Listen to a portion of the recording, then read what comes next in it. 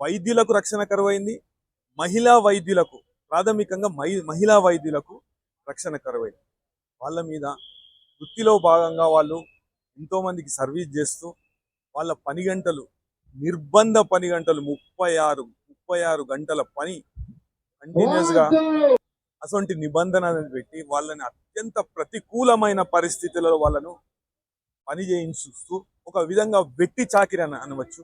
వాళ్ళకి ఎటువంటి భద్రత కల్పించకుండా, ఎటువంటి ఇబ్బందిని దూరం చేయకుండా 10 రోజులైన ఘటన ఈ 10 రోజులైనా కానీ ప్రభుత్వం స్పందిస్తలేదు.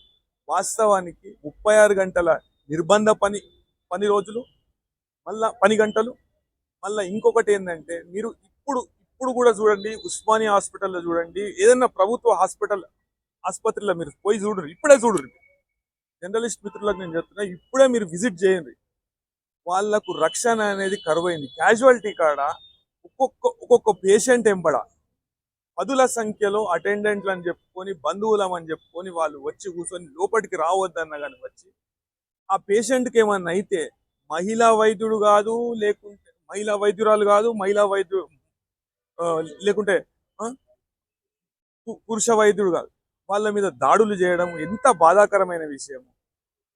హాస్పిటళ్లకు ఒక వ్యక్తి జ్వరబడి హాస్పిటల్లో ఉన్న హాస్పిటల్లో రాత్రి వేళ పనిచేస్తున్న ఒక మహిళా వైద్యురాలని రేపు చేసి చంపితే 2వ రోజు పొద్దున వరకు ఆ విషయం ప్రజలకు తెలియదు. ఎంత బాధాకరం అంటే భద్రతా లోపం కాదా ఇది? మన రాష్ట్రంలో డాక్టర్ వైఎస్ రాజశేఖర రెడ్డి గారు ముఖ్యమంత్రిగా ఉన్నప్పుడు ఒక చట్టం తీసుకొచ్చారు.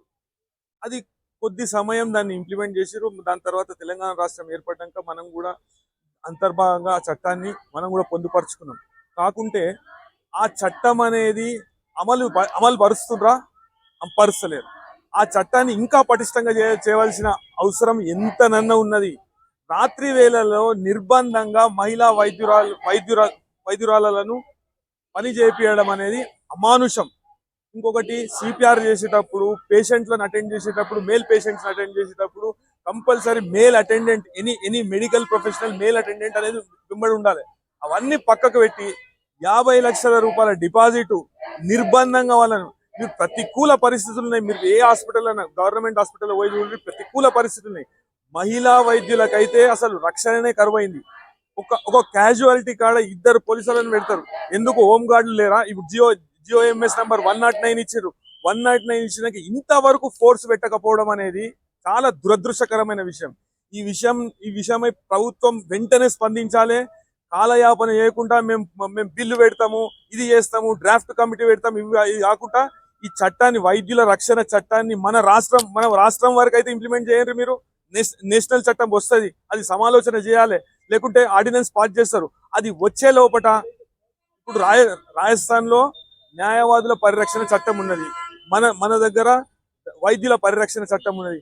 ఆ పరిరక్షణ చట్టంలో ఈ విషయాలన్నీ పొందుపరిచి ఇప్పుడు ప్రతి డిపార్ట్మెంట్ లో పూర్తి స్థాయిలో సీసీ కెమెరాలు ఏర్పాటు చేయాలి. మహిళా వైద్యులకు రక్షణ కరువైంది, పూర్తి శాతం సీసీ కెమెరాలు, ఈ విషయాలన్నీ పొందుపరుచుకుంటూ ప్రత్యేకమైన ఆర్డినెన్స్ చేయవలసిన ఆవశ్యకత ఎంతనన్నా ఉన్నది. ఈ విషయంపై ప్రభుత్వం వెంటనే స్పందించాలి. దీని మీద ఒక కార్యాచరణ చేసుకొని, ఒకవేళ ప్రభుత్వం స్పందించకుంటే దీన్ని ఒక ప్రజా ప్రయోజనం వాద్యం లెక్క ఆనరబుల్ చీఫ్ జస్టిస్ న్యాయస్థానాల దృష్టికి తీసుకుపోయి న్యాయస్థానం నుండి తప్పకుండా వైద్యులకు న్యాయం జరిగేటట్టు మేము చూస్తాం. మేము మా పూర్తి సంఘీభావం అనేది తెలుపుతున్నాం. ఇటువంటి పరిస్థితి ఏంటని ఎదురైతే హెల్ప్ లైన్ ఏర్పాటు చేయవలసిన ఆవశ్యకత ఎంతనన్నా ఉన్నది. ప్రభుత్వం స్పందించి వెంటనే ఒక హెల్ప్ లైన్ అనేది వాళ్లకు ఏర్పాటు చేయవలసిందిగా నేను కోరుతున్నాను.